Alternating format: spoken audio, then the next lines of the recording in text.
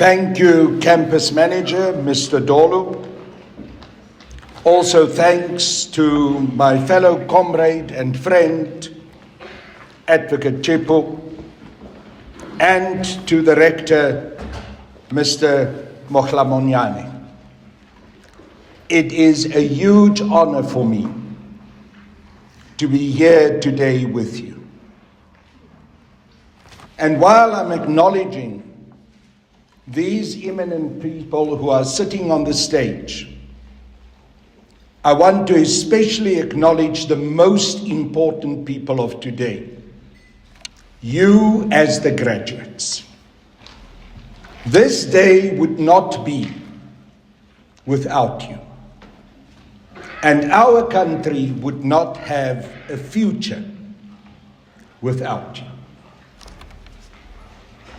As I was sitting here, I was remembering that it was 40 years ago, in this same month of August, that I stood in the Johannesburg High Court charged for a charge of high treason.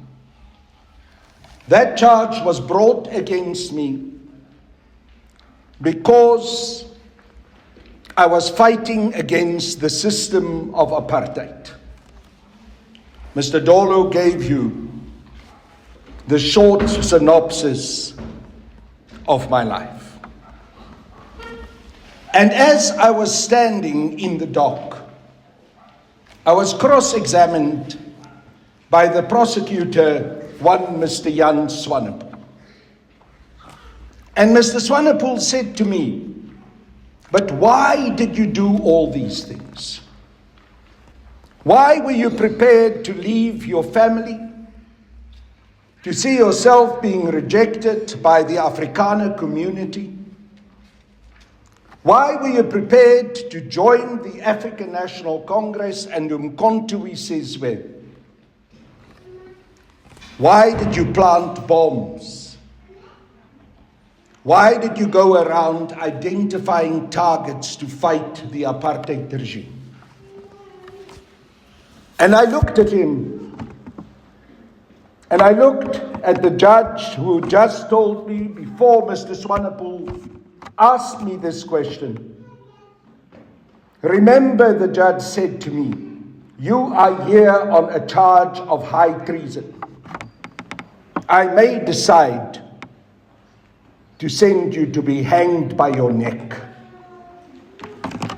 And I said to that prosecutor, "I've done all of this because I love my country."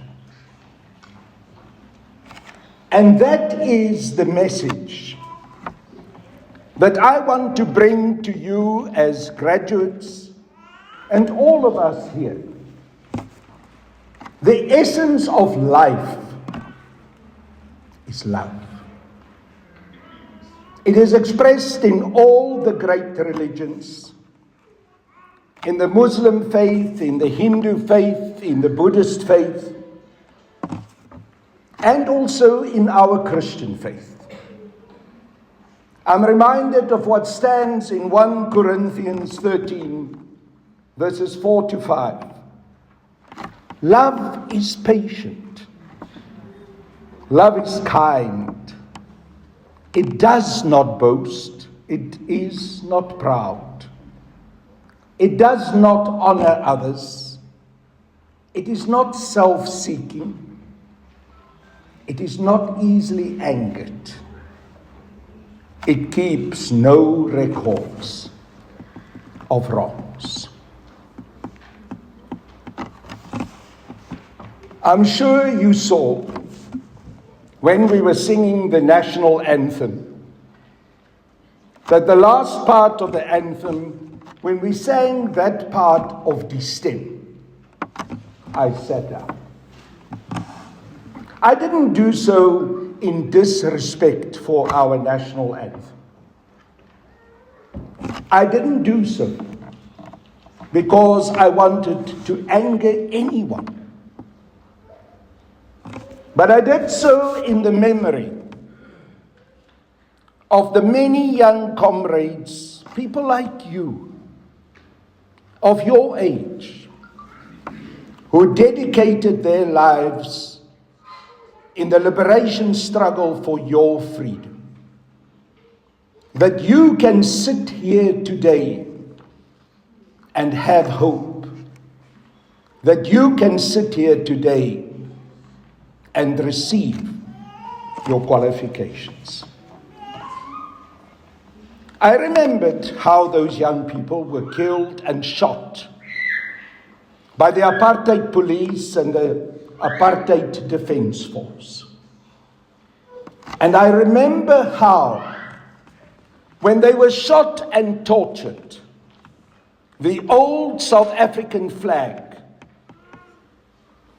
and the stem were being sung by the soldiers who tortured and killed them.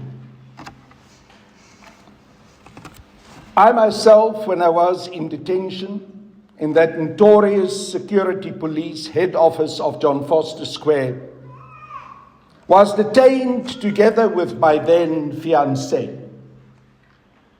And we were severely tortured. As I stand here today in front of you, I can only communicate with hearing aids. If you come closer and greet me, you'll see I've got hearing aids. I have those hearing aids that I rely on as a hearing impaired person because of the way that I was tortured and my eardrums were perforated. But one day I was taken out of my small little cell there in John Foster Square and taken to the 10th floor, which was a notorious place, a place where people were tortured and killed. And the security police officer, one warrant officer, Nick Deetliffs, took out a tape recorder and he played a song. It was a song of a young woman crying, singing in a voice shaking. It was the voice of my fiancée, of that woman that I loved. They had tortured her. They had stripped her naked. For nights they kept her awake. They made her stood on bricks until she collapsed. And then they forced her to sing that song. And do you know what song they forced her to sing? Die Stem. They forced her to sing that song, which was part of this national anthem that you sang this morning. I can still hear her cry. I can still know the pain in my chest that I felt that day. And no, I cannot sing that song. I cannot have it being sung as part of my national anthem. When President Nelson Mandela brought Professor Khumalo, who was the person who set to music this hybrid song of Nkosi Sikelel' iAfrika and die Stem, to the National Executive Committee of the African National Congress, I stood up and I told this story that I told you now. And I said to the National Executive Committee, let's not do this. Not because I don't want to see reconciliation between the people of South Africa.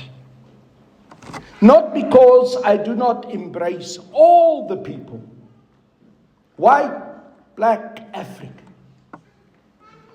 But let us remember and dignify our history. Unfortunately, There were those in the NEC of the ANC, including President Nelson Mandela, who didn't agree with me. And they proceeded with this anthem. But today, I want to tell you that this anthem and the way it has been produced has become for me a symbol of what has gone wrong in our country, of the compromises that we made, which led to a situation where we sold out some of the most important principles that the liberation struggle in South Africa was built on. That liberation struggle that comes over the decades of an African National Congress that was formed in 1912 in the Waihoek Methodist Church in Mangahu. And when Pixlike Isaka Seme stood up and made the inaugural speech, he called on the land to be returned to the people. He called for the African people to take control of this country and for the African people of this country to be united. Now, sadly, during the CODESA negotiations, we did not honor those ideals, those original building stones, that foundation that the liberation struggle was built on and should have continued to be built on. Instead, what happened is we made compromises. We made compromises in the way that we acknowledged property rights of the white colonists in this country. People who stole the land from the black indigenous people at gunpoint. But we wrote into the Constitution that they have the right to that property. You know, it is like someone steals your car. Mr. Dolo, someone steals your car. You find out where the car is, who had stolen it. You go to that person's house and you take your wallet out and you say, "Can I pay for my car?" Would you do that? Never. But that is what we did in the negotiations. We compromised the most basic fundamental right of the people of this country to have the land that was stolen from them returned to them without having to pay for it. But we made many more mistakes. We allowed the white administrators in the government to keep their jobs. We even called it a nice phrase. We called it the sunset clauses. And we said that all of those whites in the various government administrating departments, in the police and in the defense force can keep their jobs.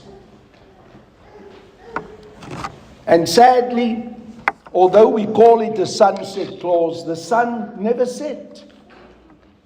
Many of them are still right there, and many of them are still oppressing us. So yes, we made many mistakes. We didn't nationalize our South African Reserve Bank.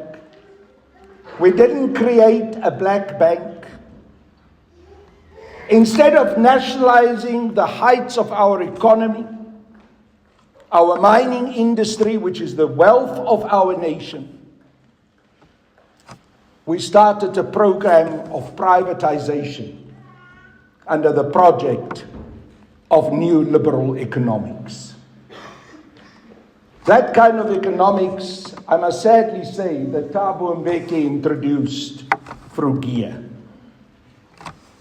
And the consequences were devastating. Because instead of our people seeing their lives changing, their lives became worse.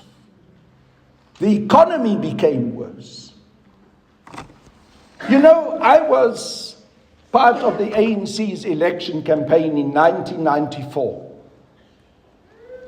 And we had many beautiful slogans. As you heard, I was the national spokesperson of the ANC, so I was responsible for formulating many of those slogans. I still remember on the lamp poles, on the streets, in the townships, and throughout the country, those posters that said, free, equal, quality education for all, houses for all, healthcare for all, jobs for everyone. Now tell me, as we sit here today on this fateful morning, do we have free quality education? No. Do we have houses for all? No. Is there proper health care for all the people of this country? And once again, the answer is no. Instead, what we have is the highest unemployment figures in the world. One of the worst healthcare systems in the world. We don't need to drive far out of Bronkhorstspruit to find the informal settlements, to find people trying to put just a piece of corrugated iron over their heads. Young women and young girl children are in danger. They fear for their lives. They are at the mercy of men who hit and abuse them, and a police force that do not care that they get raped and abused. Go and talk to women victims of rape. What happens to them when they go to a police station and they want to report the crime? They do not get taken seriously. They get humiliated. Often the police laugh at them. The police tell them, go back to your boyfriend and sort it out. We dehumanize and humiliate the women of our nation. So why am I saying all of these things? I say it because we need to recognize that in the process of our negotiations and the birth of our democracy, the first elections, which took place on the 27th of April 1994, we made huge mistakes. I started by telling you just one of those mistakes. I did it so symbolically, and I wanted it to be very personal. This mix-up hybrid anthem of ours. But it's far more than that. It's the failure of us to be clear about our political and ideological commitments of how we can change our country. It is the failure to understand that if you do not nationalize the South African Reserve Bank, you will not have control over the production of money, and you will not be able to give a new direction to the economy. It's a failure that if you do not nationalize the land, if the land is not expropriated without compensation, and return to the people, the rightful owners of this country, the majority of South Africans, black in general and African in particular, will never be able to be empowered, will never have economic power. There's no chance of it. The failure to understand that our state-owned enterprises such as Eskom, such as the South African Airways, Telkom, Denel, Armscor, are very important institutions. Institutions that have been built up over years. And they are the main instrument that the state should have in order to be able to create jobs and uplift the majority of Black and African people. The old apartheid regime used these state-owned enterprises very selectively and in a very racist way to uplift Afrikaner people. They gave them jobs, they gave them houses, they gave them medical care. But now that we have a democratic government in place, that same government is taking those instruments of empower and handing them over to white monopoly capitalism. They privatize them. They deliberately run them into the ground so that they no longer function, so that they can sell them off. It is no coincidence that we live with load shedding today. It is no coincidence that Eskom is mismanaged. That when you needed to study, you were battling because your power was off, you didn't have electricity, your computers were not working. You literally had to battle it out in order to get where you are today. It was done deliberately. It was mismanaged deliberately in order to destroy Eskom, in order to do what the Minister of Public Enterprises, Pravin Gordhan, did in the last week, to write a letter to the Chief Executive of Eskom and say to him, now privatize the distribution companies of Eskom. And who is going to benefit? The same old crooks. The same old crooks who were part of the apartheid system, who bought the leaders of the African National Congress and used them to continue to exploit the majority of Black and African people. Today, Eskom is being destroyed. And you are going to pay for electricity much more than you even pay right now. Today, state-owned enterprises are all being dismembered and privatized. So what must we do? This is where I want to take us today. What is to be done by us? Can we allow this to continue? Can we allow the dignity of the majority of Black and African people to be trampled under?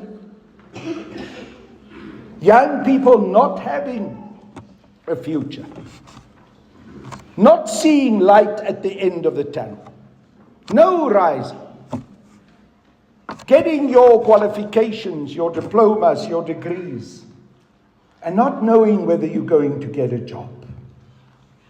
That's not fair. That is very, very wrong.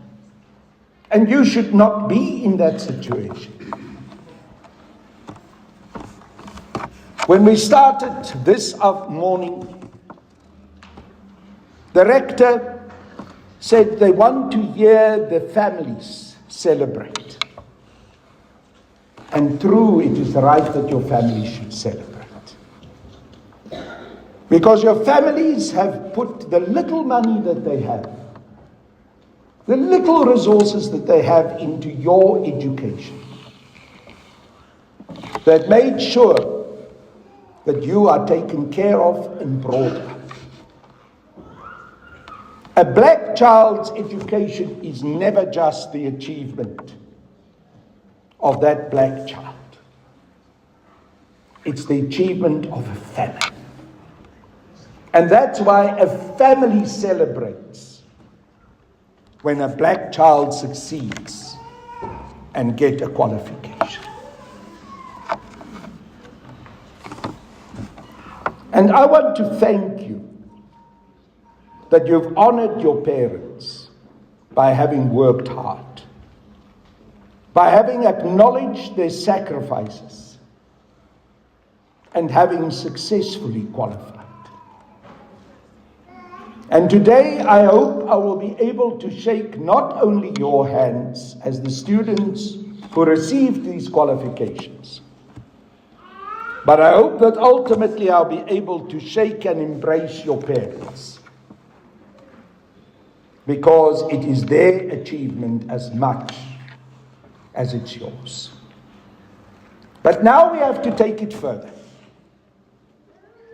We have to go one step further, and we must change this country.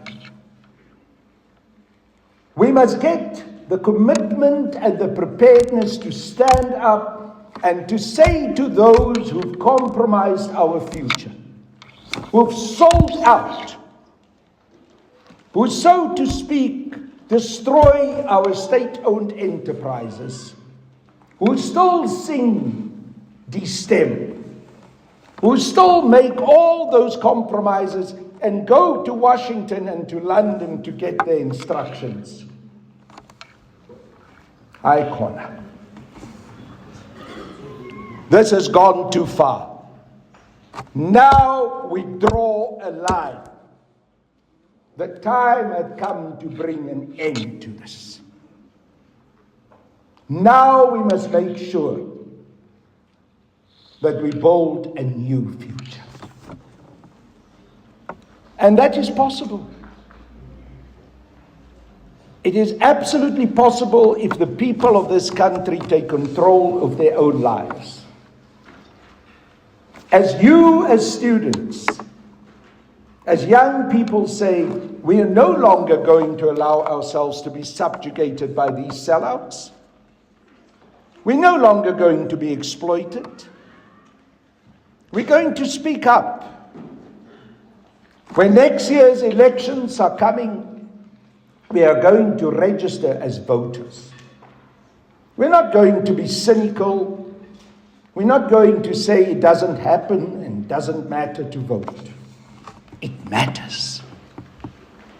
And we ask all of you as students, as you sit here, everyone in this hall, go and register if you haven't registered.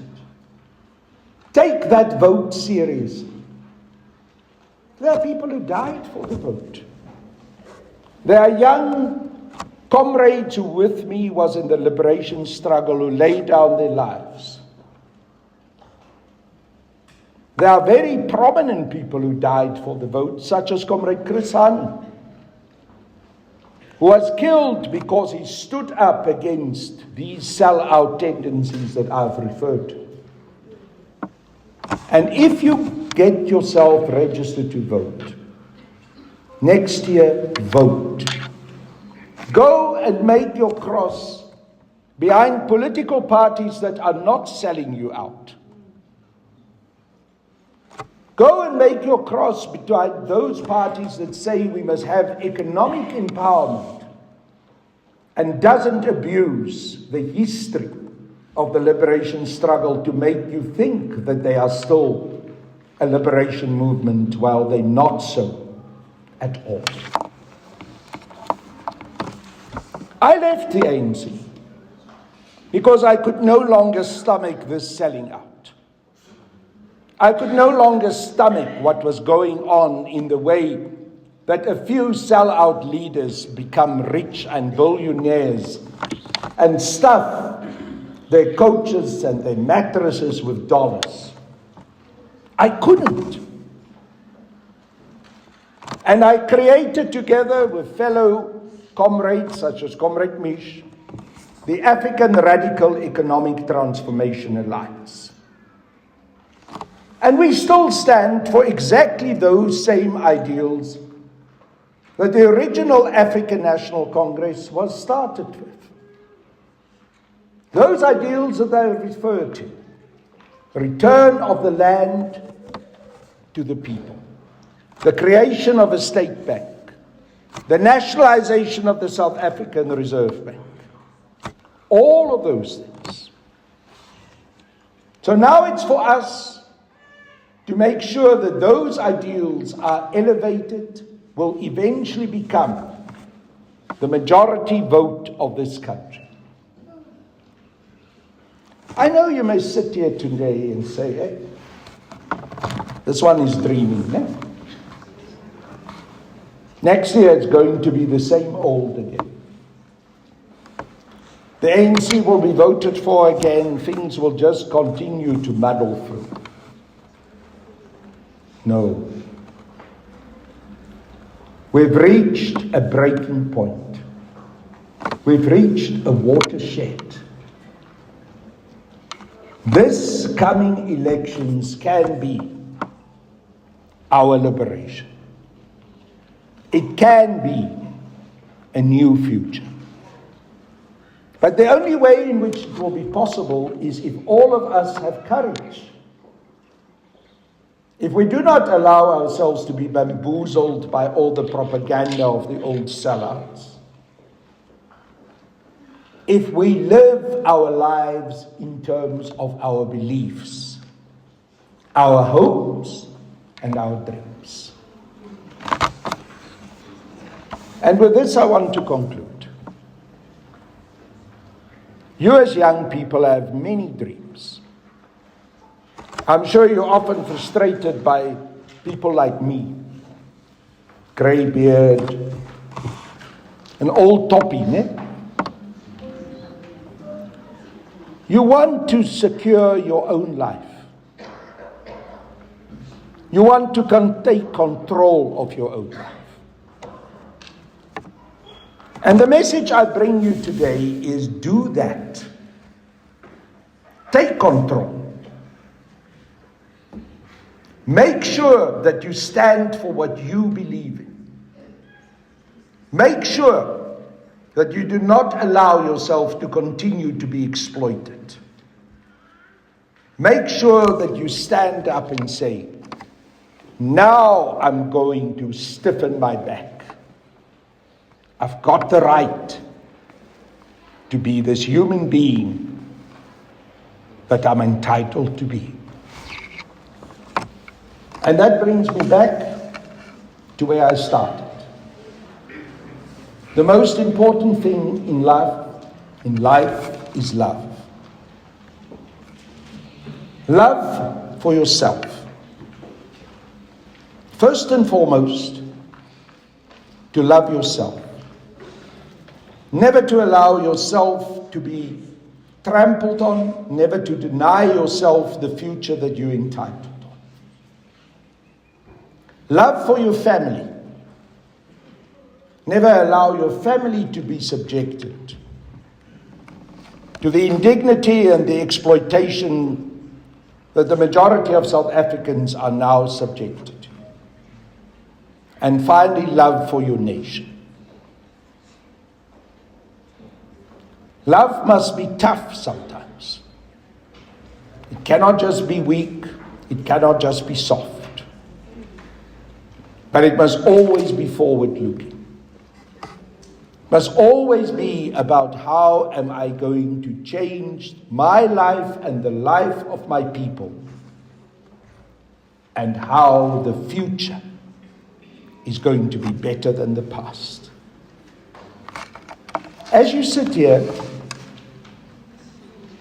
you have made a commitment to do that, because if you didn't want to do that, you wouldn't have made all the efforts to study. You wouldn't have managed to get your qualifications under very difficult circumstances. Now, all I ask of you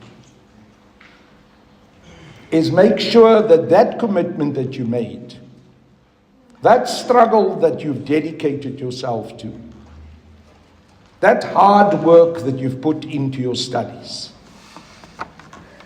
is not wasted. Live a life of dignity. Live a life of determination.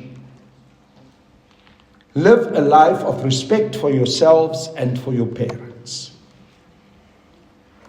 And remain committed to the ideals that brought you here to TechniconSA to work for your qualification. If you do that, in 10, 20 years' time, when you look back, you will say, wow, look what I've achieved. Look how my life has changed. How my family's life has improved. You can do it. There's no one who can take it away from you. Not even Cyril Ramaphosa. Not even all the crooks who are now letting you live in darkness with one eskom blackout after the other. No one can take it away from you. The only person who can take it away from you is you yourself. Don't do it. Stick to your commitment. Never lose hope. There is a future. The struggle, as I've learned as a young 19-year-old boy, as an old man of 64 today, the struggle never stops. But the results are beautiful. I would not have wanted to lose one day of my life. I do not mind that I was tortured. I do not mind that I was in prison. I do not mind all the pain. Because today I am glad that I could have lived my life. I hope that God will give you that grace and that dignity. But in the decades to come, you will be able to look back and say, I'm glad that I could have lived my life, served my family, and created a better future.